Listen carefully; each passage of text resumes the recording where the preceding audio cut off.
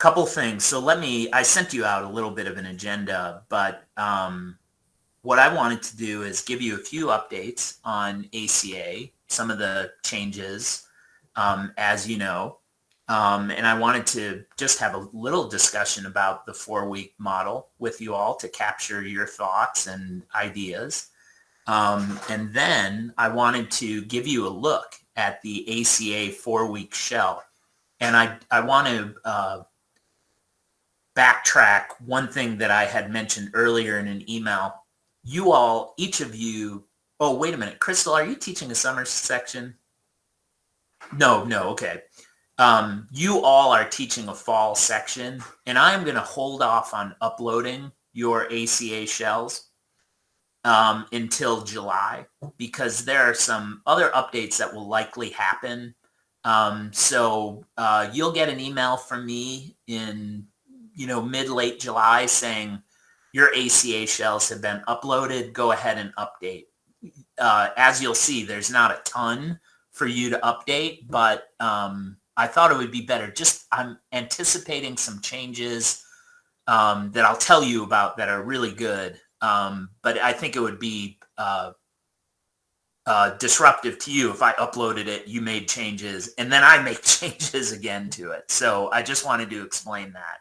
If you do prefer having it much earlier, I can definitely accommodate you if you feel like you need that advanced time because of all your other classes and whatnot. Does that make sense, you guys? All right, so let me give you an update on a couple of cool things that are happening with ACA.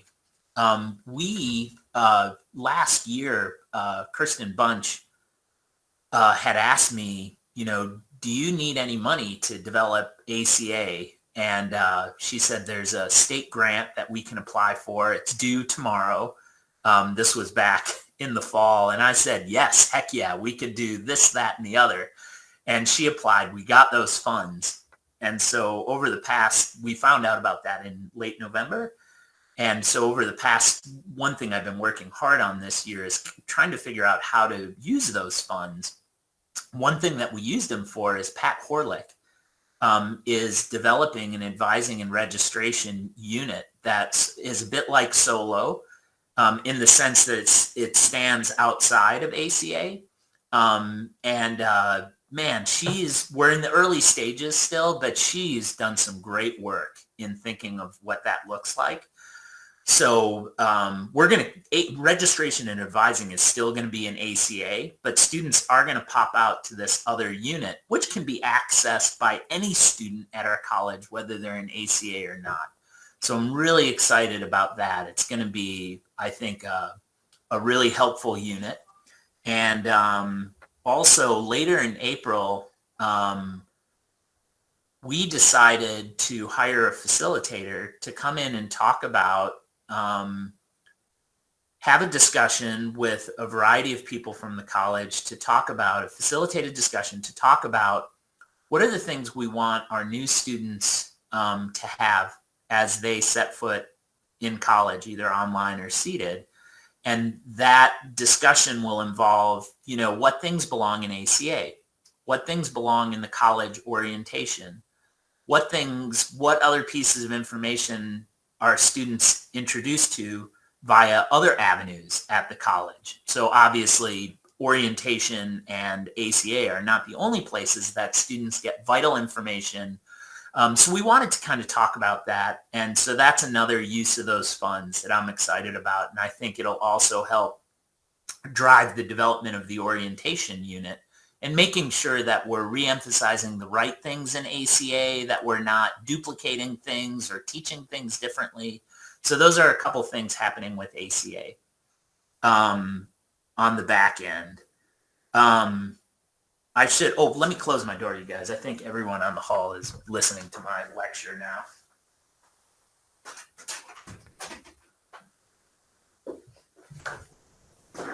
So, Katie, you had asked about some 4-week updates, and I wanted to give an update on the 4-week. The evolution, where the idea of the 4-week came from was from administration to with some concerns about, is ACA a roadblock to students? Shouldn't ACA be the type of class that all students succeed in? I don't think anyone wants to say, here, open this, close this, now you get a college credit, but making sure that we're not holding students up in an overly rigorous or complex course, right? And that's always feedback that we've gotten from some students in ACA, that there's too much. They can't keep up with all the due dates with the other rigor that they have. And I think that's legitimate. So the idea was to say, can we condense this? There were some ideas of saying, hey, could we do a 1-week ACA? That's even before students come into the college, or is it possible to condense that? And my thought was, let's try condensing the 8-week down to 4-week and see if that's a model that would work. And I'm pretty enthusiastic about the idea, getting rid of some of the weight that may not belong in there, but nevertheless getting students the information that they need, the behaviors, the skills that they need to be successful right off the bat, so they can apply those skills throughout the semester rather than getting, when we used to teach a 16-week model, in week 17, we might be teaching them about test-taking skills. Maybe that's a little bit too late. So I think the 4-week puts that on the reverse end. I'll be perfectly honest here and own this, is I think I moved a little too fast on producing a 4-week schedule for the fall. I didn't communicate that well with other members of the college. So there was a bit of surprise when there were only 4-week courses offered in the summer and the fall. Some of the concerns that came up were these. This is not complete, but here are some of the concerns with the 4-week that have come up. Is one, there's not enough time to build a classroom community as opposed to, say, an 8-week or 16-week course. The seated courses, which would still meet 2 days a week for 50 minutes rather than 4 days a week, which would create scheduling problems, obviously. It puts too much balance on this. The seated classes have too heavy a balance online rather than a more even balance of seated and online, or a greater balance of seated, for example. That there's another concern was there's just too much stuff that's condensed into 4 weeks, and that would be overwhelming to students. And that, this is a 2 credit hour course, 2 contact hours. So that's 32 contact hours, which is too much content for a 4-week course. And there was some concern with, if you've taken so much stuff out of ACA, is it still legitimately a 32 contact hour course? Like, are we meeting that requirement? So those are some of the concerns that came up.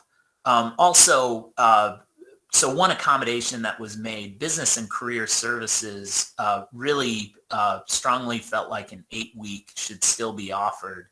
So I've added some 8-week sections in the summer and the fall. So you might notice that if you pop into the schedule.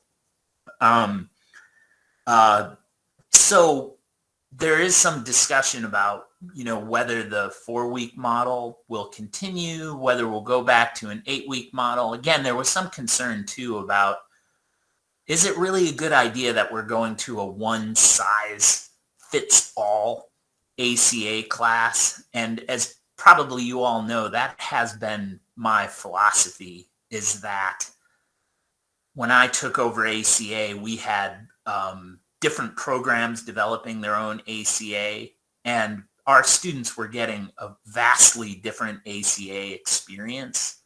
And I wanted to make sure that our ACA students had not an identical, but a similar experience, right? Because I'm sure when Rachel teaches ACA, it looks different than when I teach ACA. So I still thought there would be some adjustment. Another feedback too is that I think there's a concern that ACA is designed for college transfer students rather than other students at our college.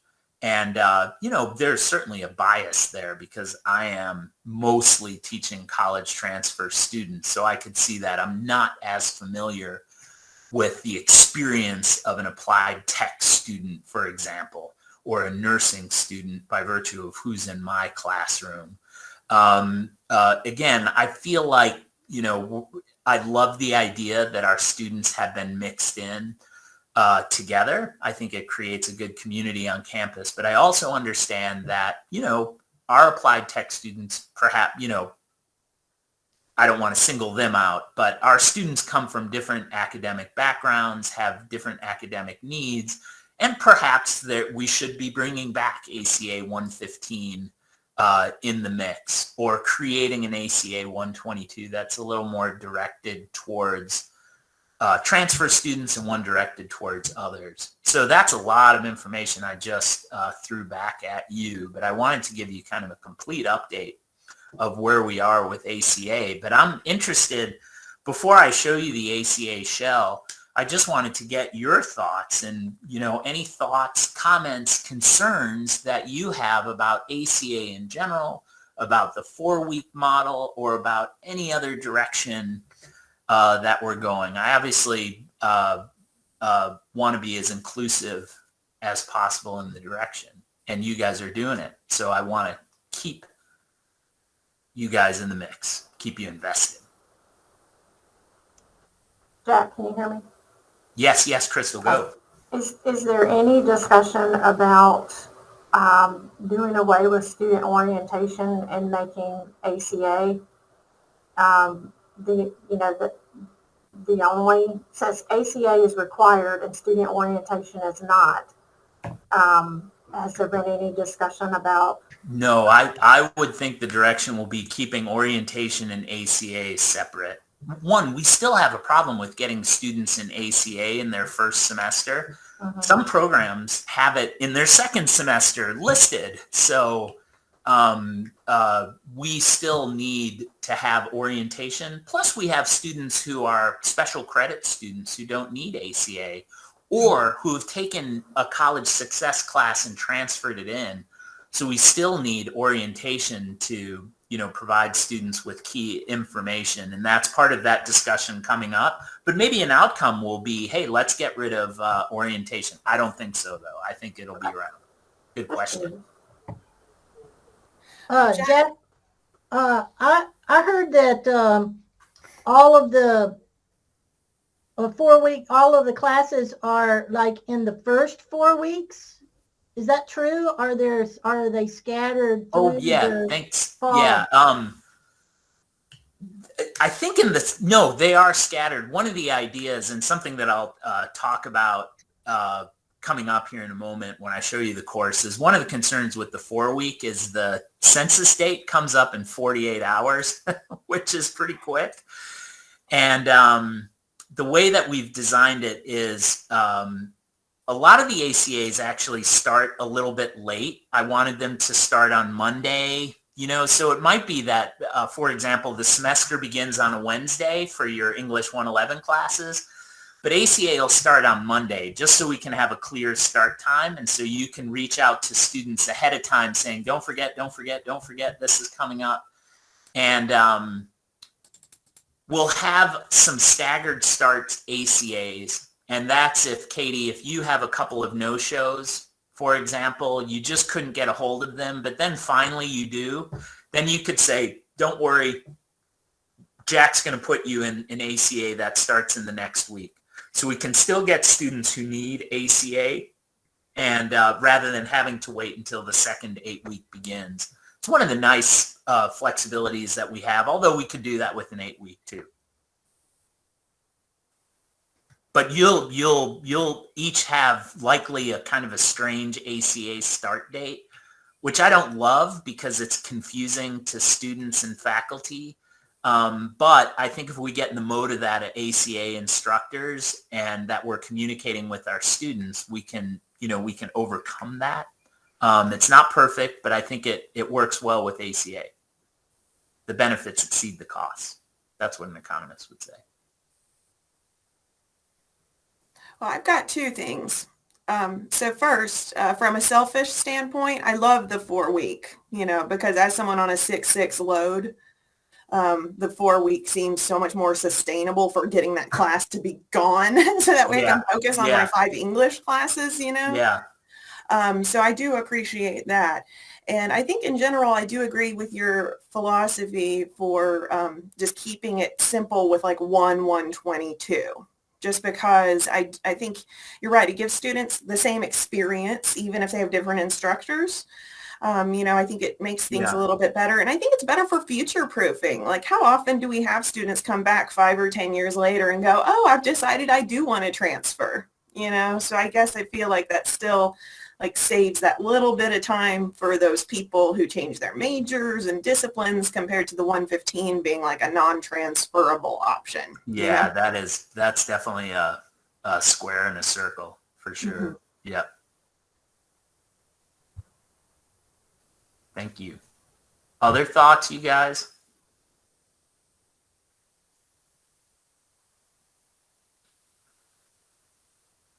Rachel, this might slightly disappoint you about the 4-week.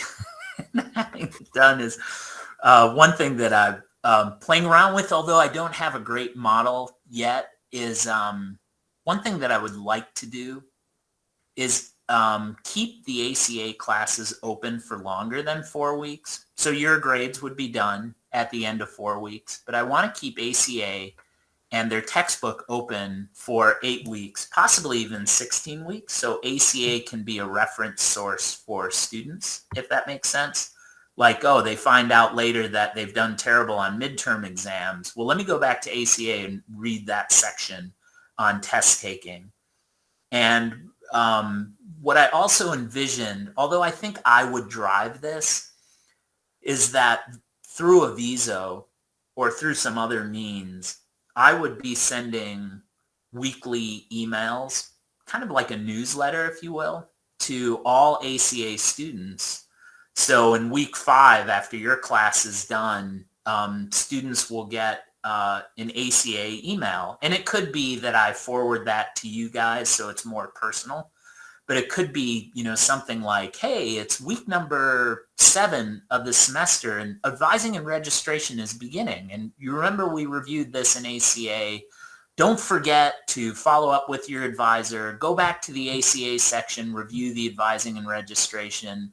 So in one way, we're keeping community developing.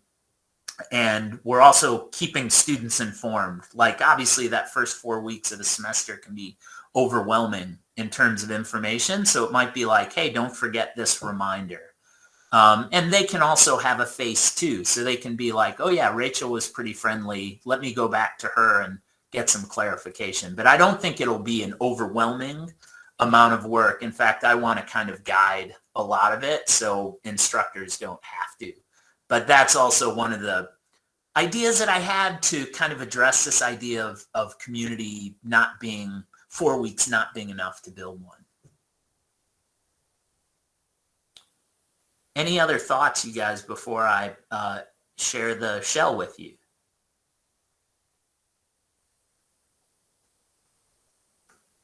Sweetness. Kevin, any thoughts on, so I taught a seated and an online 4-week. And I thought they went well. They definitely do go fast. Like, you don't want to be sick for a week, from your seated class. It does make it tricky. By the way, I would come to your classroom as long as I'm available to help you guys. That is part of my job. Yeah. Thanks, Kevin. All right, so let me give you a look at the 4-week module. You'll see it.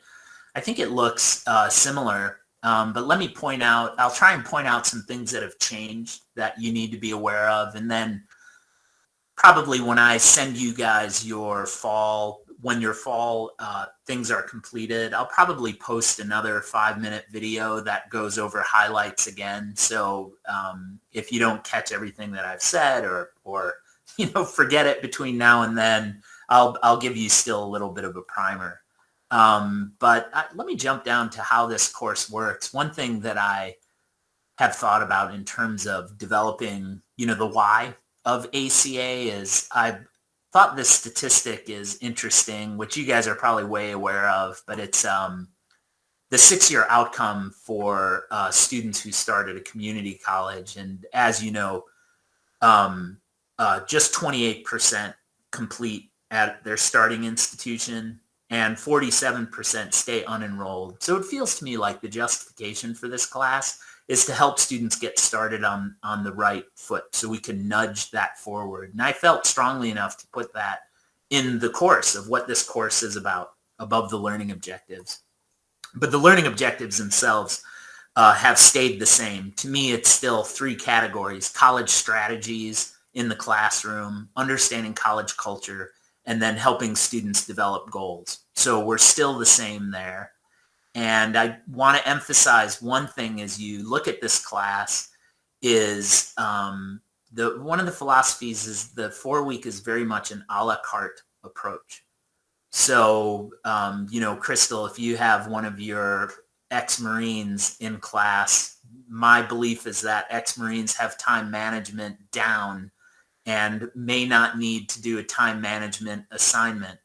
However, some of our 18-year-old or 16-year-old perhaps students do need time management. So part of it is an instructor's guiding students into what they think their students need, but encouraging students to pick and choose what's most important to them or what they feel like they're most deficient in. So keep that in mind as we go forward. There are many required things, but there are some things that are not required. And of course, some students won't do them without that incentive, but that might be okay. Hopefully we can re-guide them. And another thing that I loved, my son Hank is a freshman at Appalachian State, and I sat through on his orientation at the beginning of the semester, and I love their orientation motto, I guess, or ethos. It's ask, seek, solve.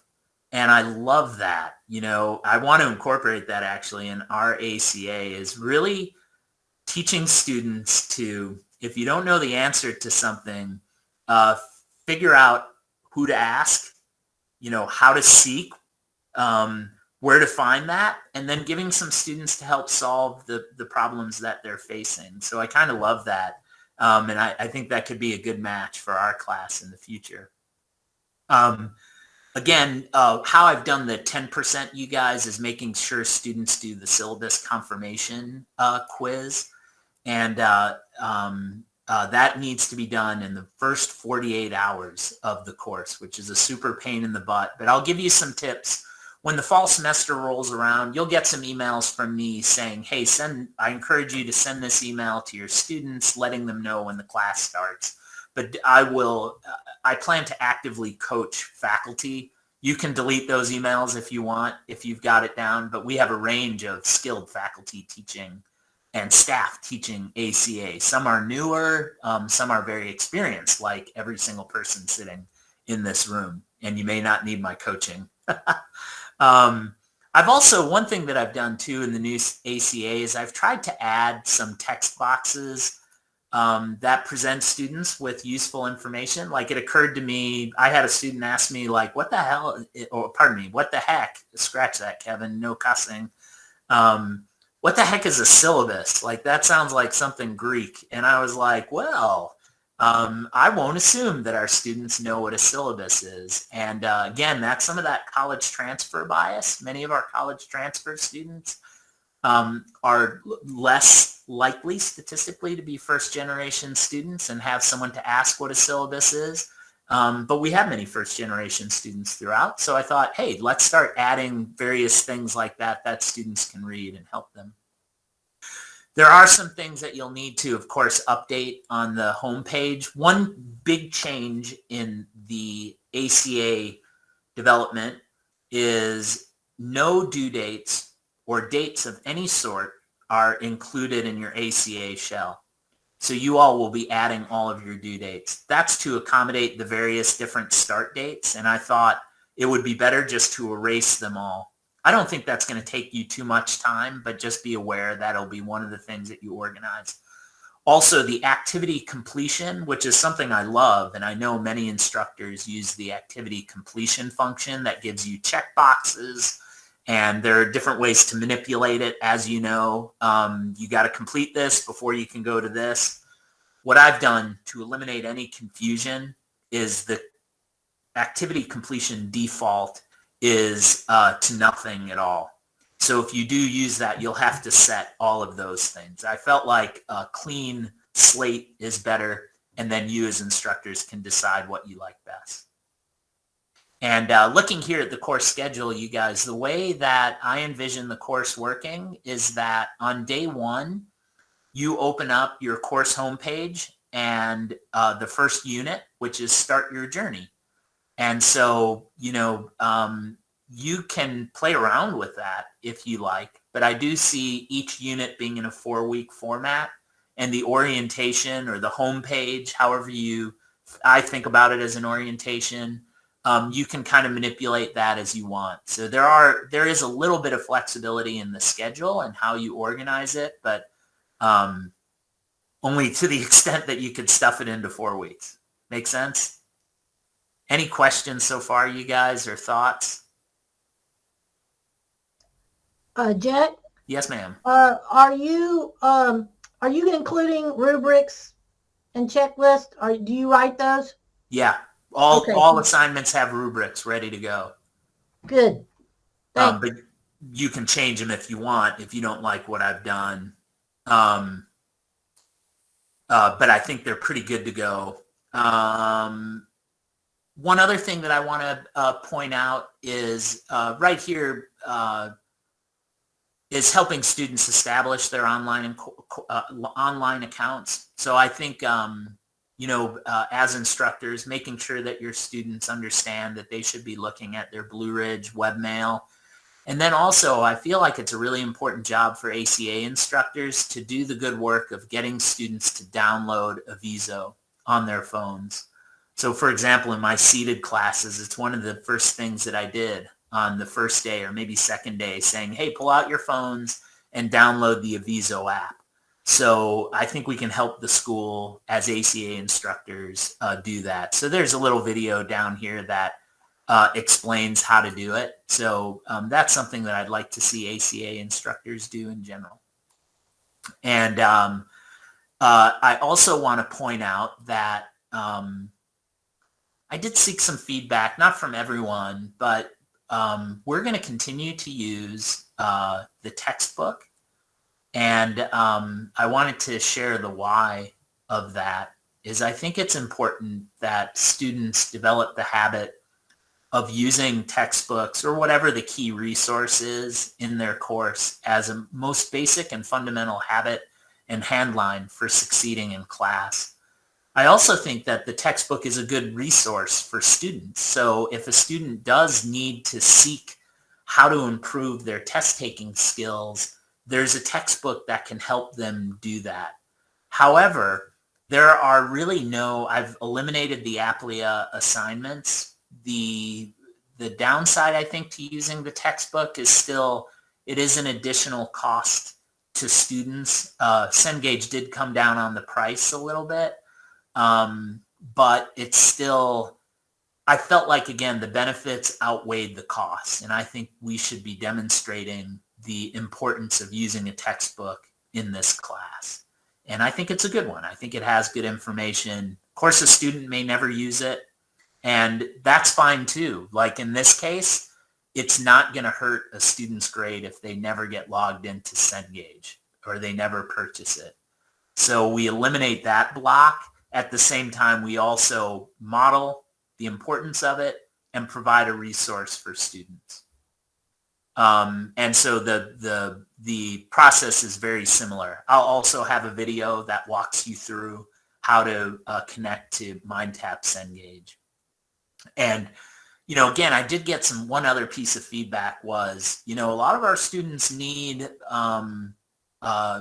paper textbooks. It's just, I feel like the majority of our students are facing a digital textbook world, so this is a good opportunity to train them in whatever area they're in.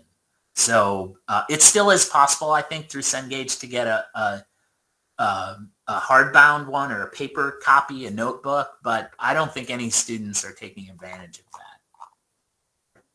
that. So you guys just moving ahead. I think you'll see the organization is very similar. Again, I've added where you should add due dates to try and help you out there without actually adding the due dates.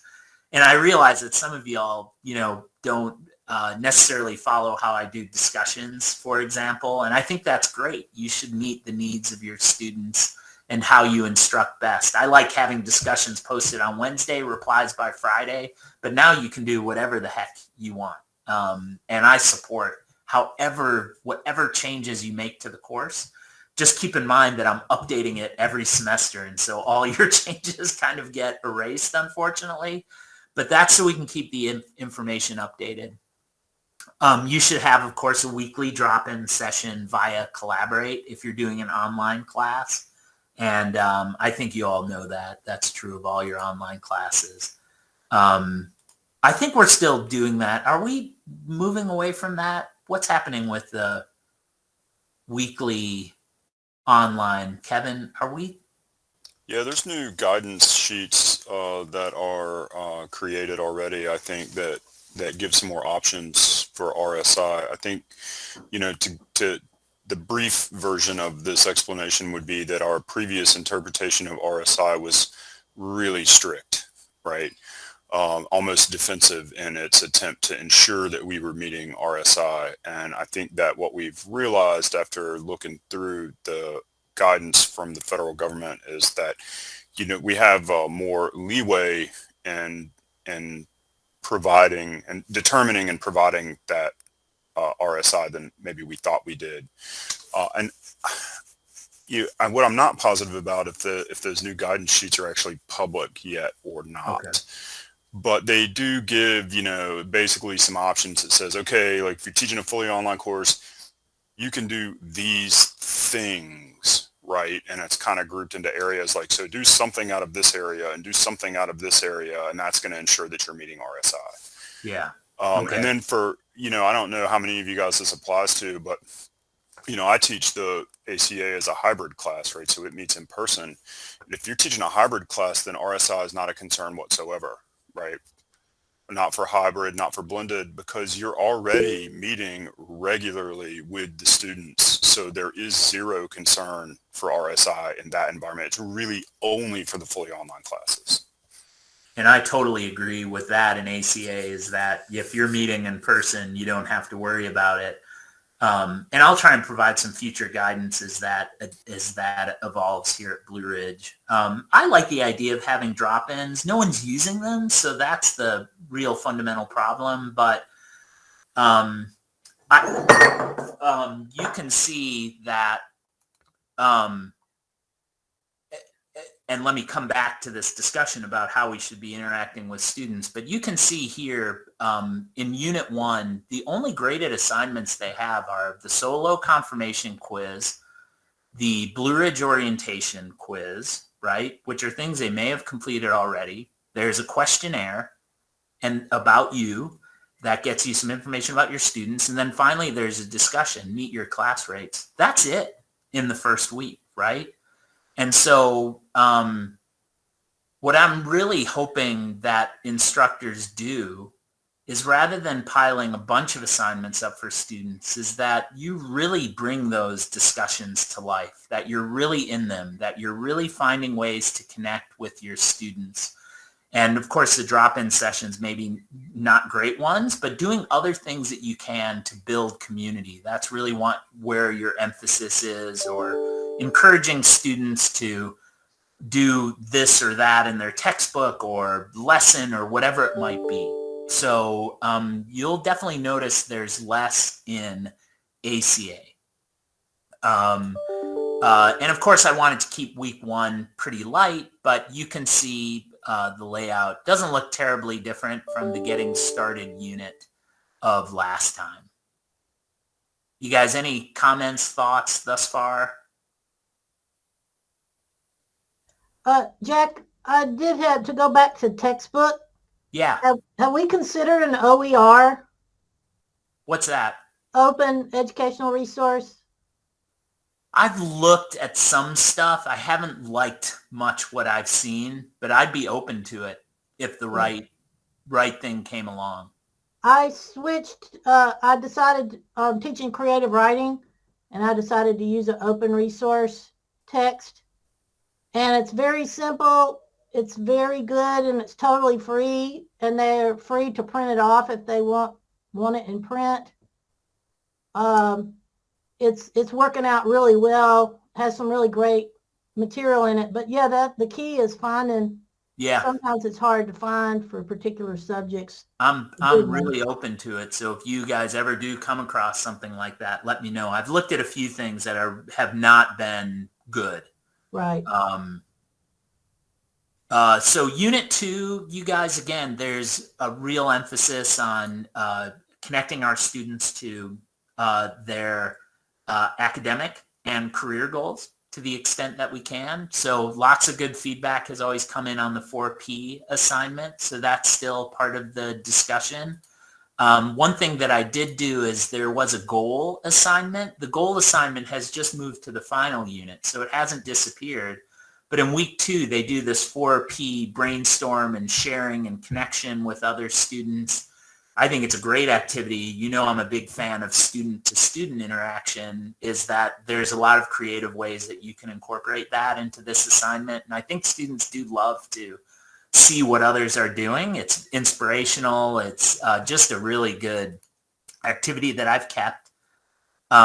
Rachel helped me out on 3 lessons for choosing a major, depending on whether you know what you want, what you don't want, if you have a great idea, not sure, or completely unsure. So that's why you see 3 lessons there, and really helping facilitate your students into the right one. The lessons are graded as 0, but that is something, if you felt like you needed a little more rigor for your class to keep students engaged, that would be an obvious one to adjust the syllabus slightly, which wouldn't take too much work in the grade book. But the lessons are defaulted to 0. So you might want to remind your students of that. Another big change, real quick change, just a reminder on the Title IX quiz is facilitated by Vice President Bunch. So whenever there is an issue, which always comes up with Title IX of getting access, you can send those directly to Kirsten and CC me, or send them to me and I'll forward them to her.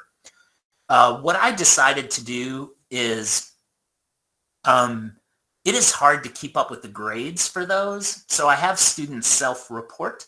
What you have now is the students will hopefully do the quiz, and then they'll go into the questionnaire that you see right here. And the questionnaire says, oh, I'm not eligible, but basically the questionnaire says, did you complete the quiz? Yes, you get 100. No, you do not. So you can verify if you want, or you can take your student's word for it.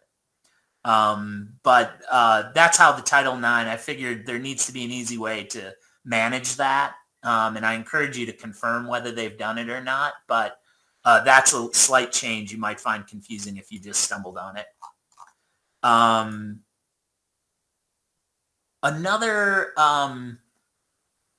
The Chapter 3 discussion is using Flipgrid as a default, which I encourage you to do, but you're certainly welcome to use another video discussion format or just use a regular format. But I love Flipgrid. I love being able to see students. I think it has a lot of value. So that's the default. You'll have to completely set that up. So don't hesitate. It's real easy. It'll benefit your other classes. And I'm happy to help you with that. But just so you know, the video discussion here is set for that. I had thought about moving it to Unit 1, but decided against doing a video discussion there, just doing a very formal one to train students and using a very formal discussion. The other thing about using Flipgrid is many of our faculty are using it. So it's good, we have the opportunity to coach students in that.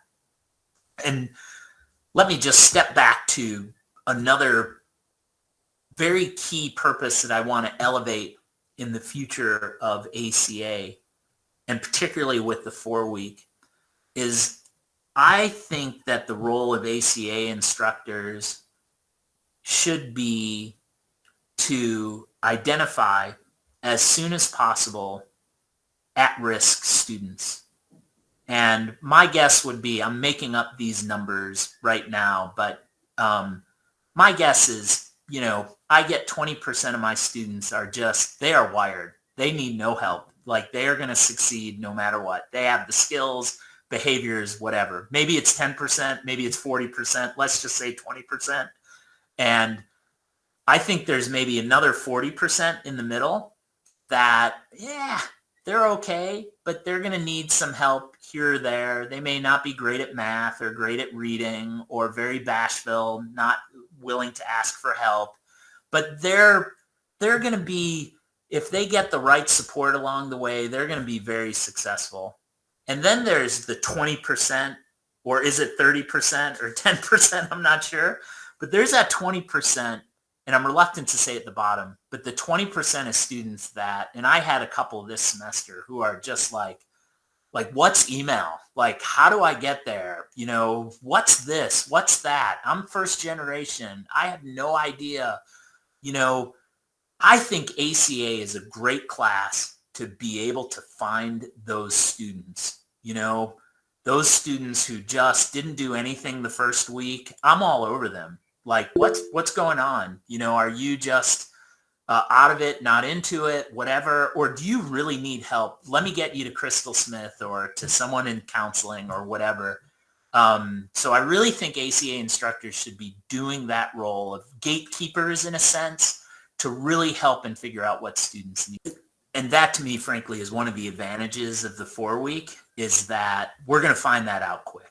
We're going to figure it out quick and be able to assess. And I think I'm preaching to the choir, because you all are fantastic instructors that are doing this anyway. I know you all care deeply about your students, but I wanted to just share that because I really think that positions ACA as being a very, very meaningful course to the school, in the sense that we can make a big difference in 4 weeks in the retention rate of the college. I believe that, as long as the course is good and the instruction is engaged and active and there's lots of interaction. Couple other highlights. One thing I'm trying to work on, and I don't love this right now, but the student success strategies. What I've done is I've divided them into 4 skills, which is traditionally how ACA has been organized. And at the very top in the note column is I've created a little note that basically walks students through and encourages them to identify a success strategy they're weak at and make an action plan. This is an activity that I did with students in my classroom. Like, we sat down and made a SMART goal, but it's not an assignment. I think maybe it will be an assignment in the future, but it's crazy to try, and we can't teach students all these things in 16 weeks or 8 weeks or 4 weeks. But I think what we can do is help channel students to identify what they might be weakest at and encourage them to develop that skill. So that's the spirit here. And what you'll see is that, there's basically an overview, and it leads them into the textbook chapter where they can find more.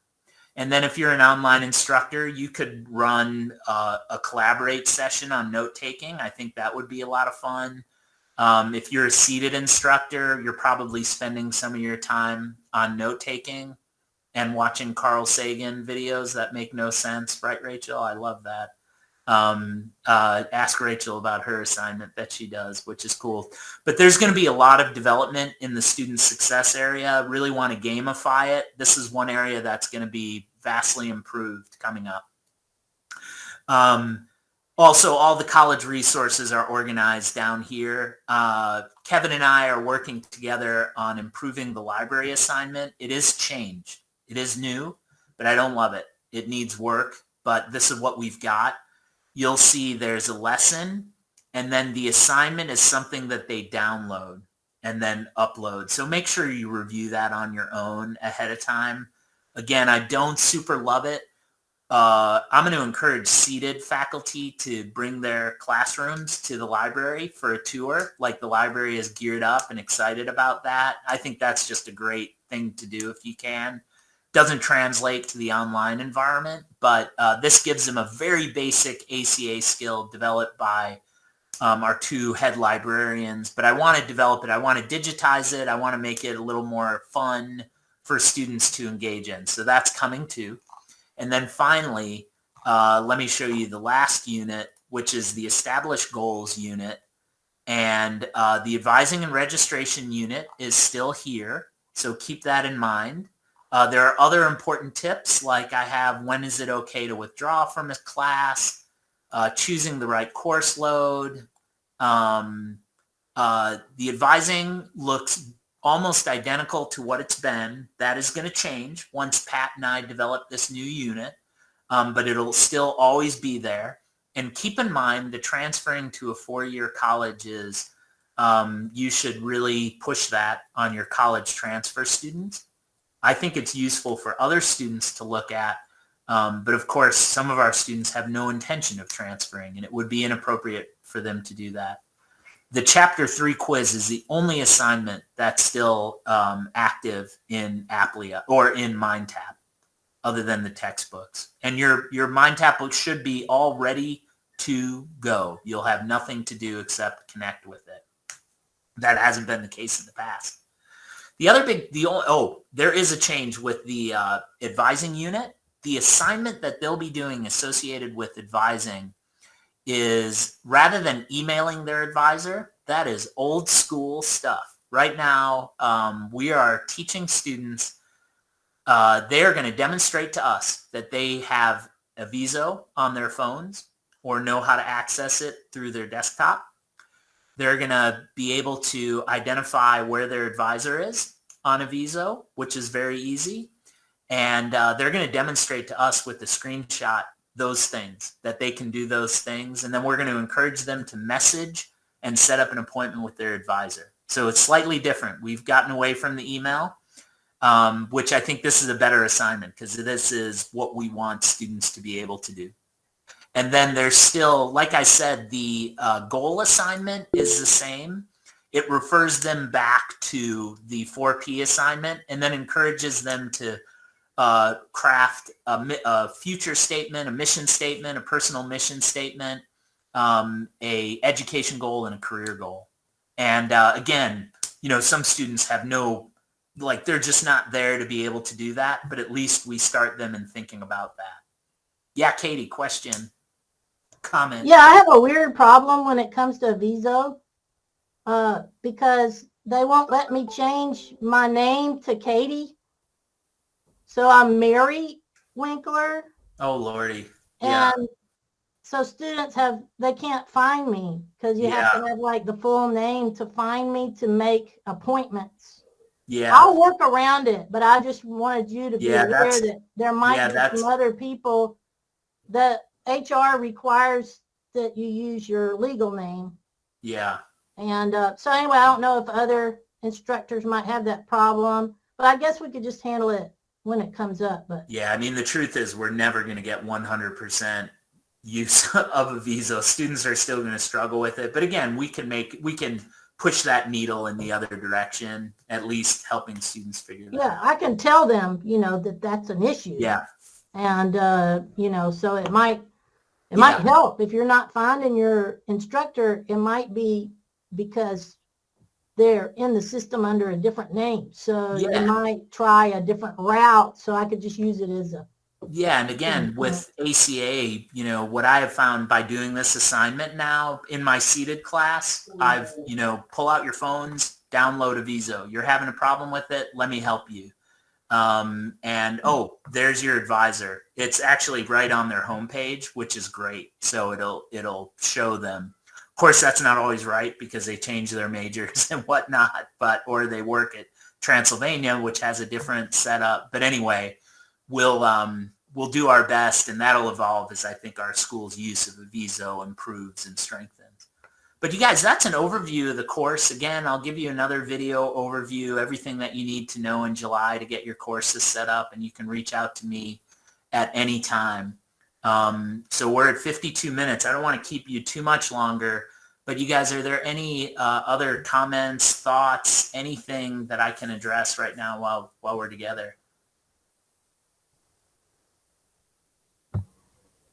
I think it all looks good. Everything makes sense. I don't think you cut out too much, like as far as like pacing and everything goes. Like I wasn't really scared about it, like I wasn't worried Yeah. about it really, but like I do feel better like now that we've gone through it all too.